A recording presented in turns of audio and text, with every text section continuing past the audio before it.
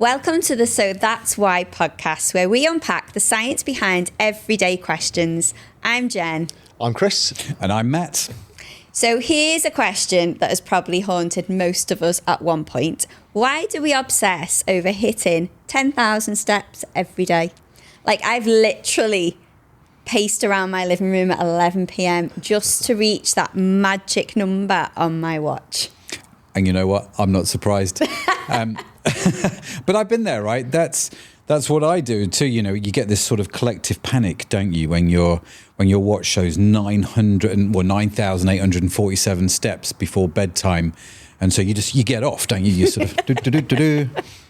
It's so true. Like, it's 10,000 steps required, not 9,000, not 11,000, 10,000 or you fail, like some kind of Squid Games challenge. And here's what's funny. Our bodies didn't come with a built-in step counter, yet we've all accepted this target as if it's some kind of biological law. Yeah. And the irony is brilliant, right? In the sense that we've created technology that means we're more sedentary, right? Like computers.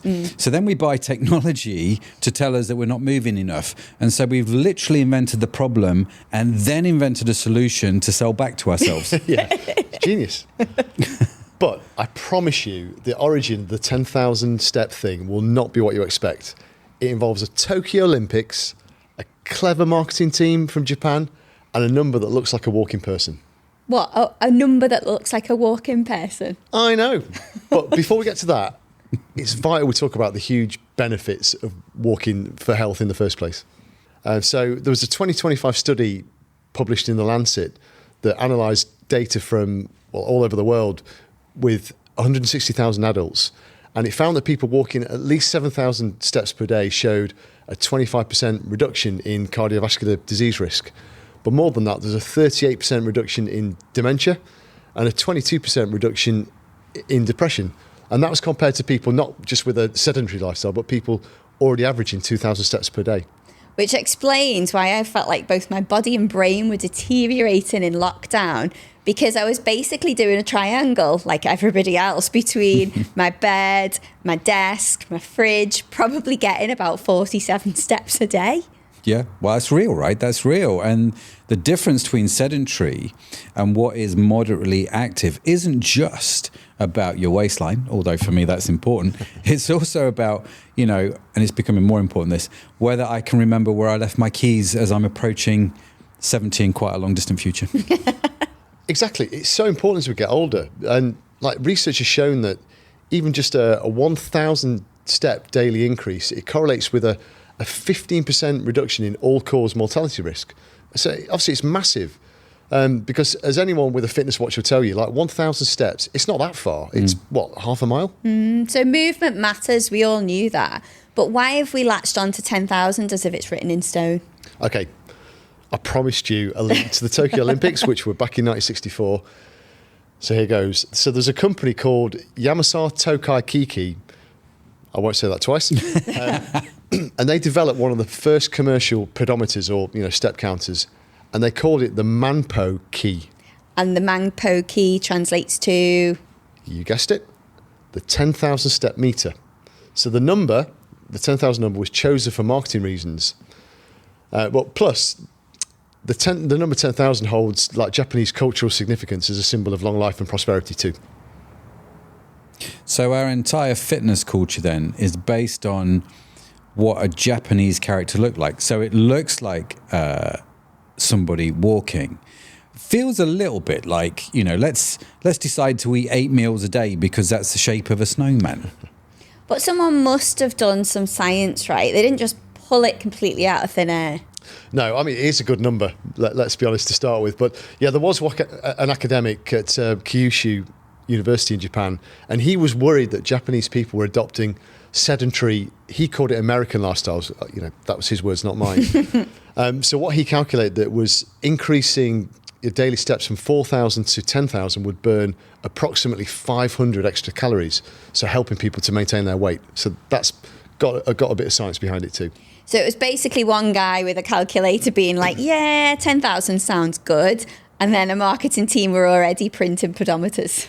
Yeah, pretty much. But it's catchy, it's memorable, and it's a nice round number and it's happened to stick.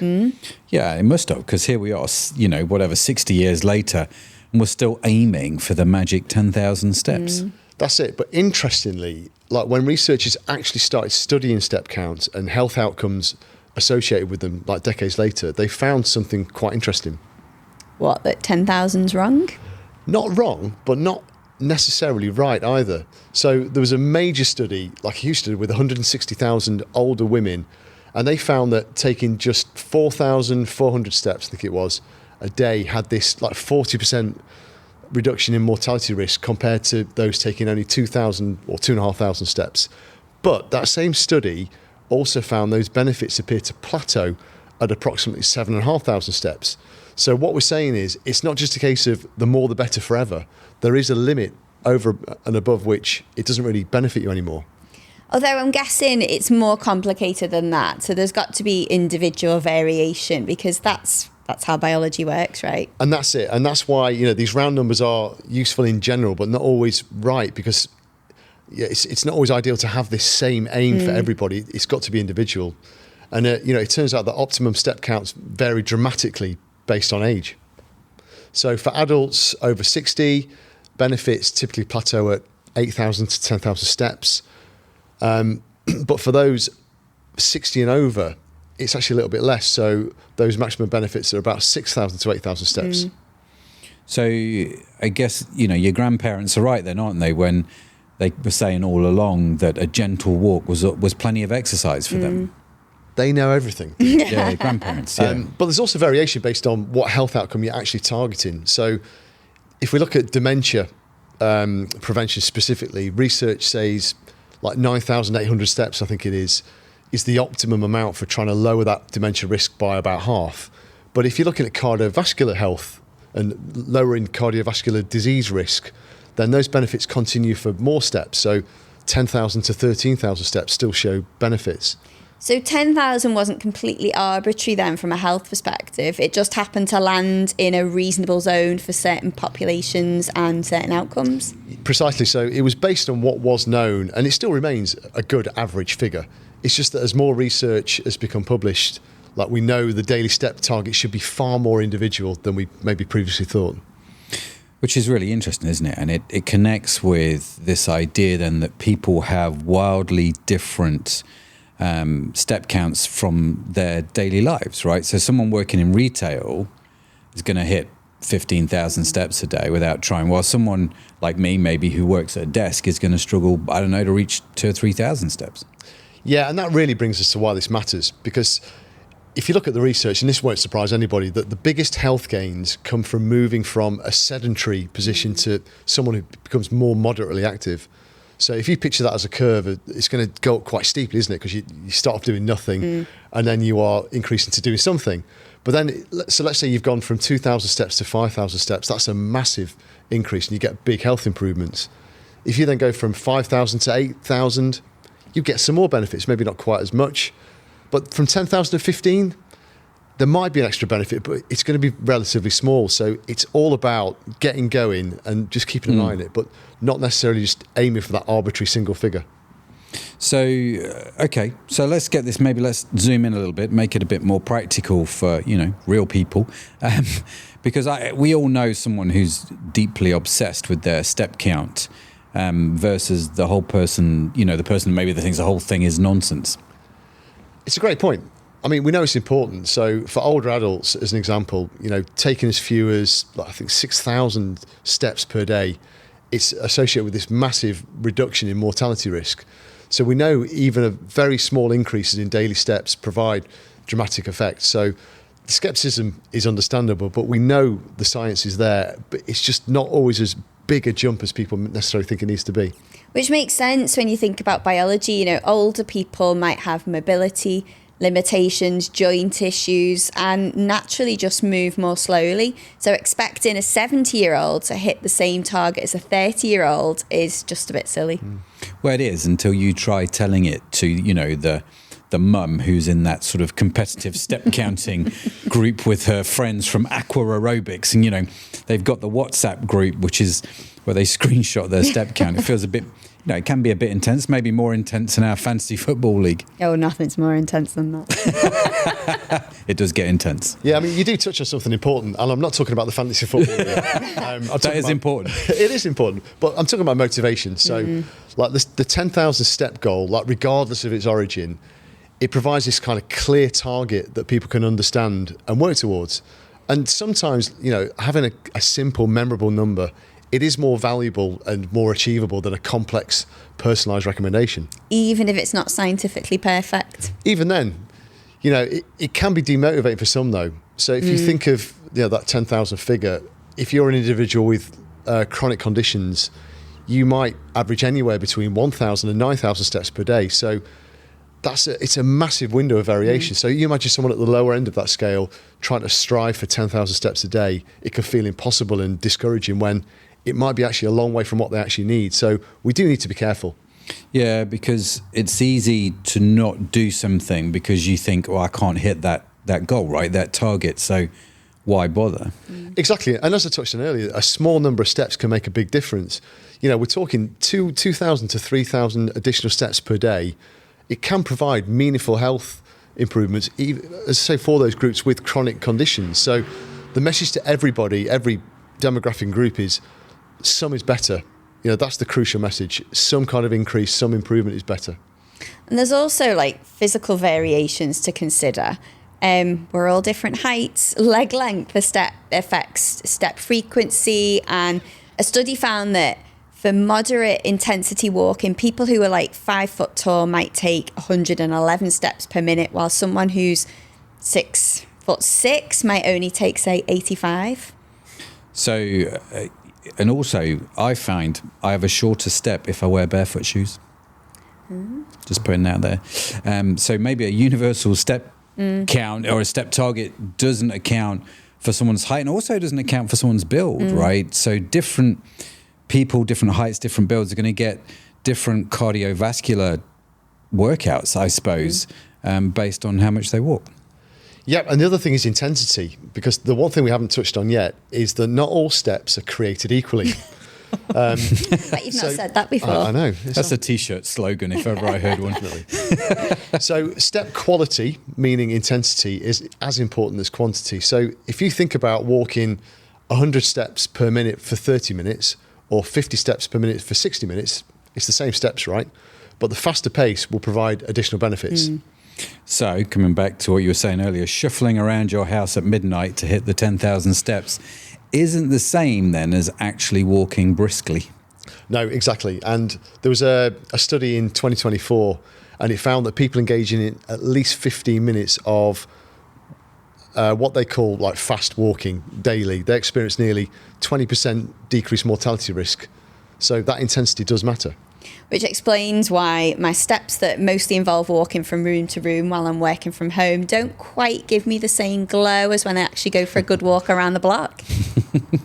Shocking. Shocking. So practically speaking then, what should we actually do, right? Because I think most people hearing this will be confused about what their target should actually be.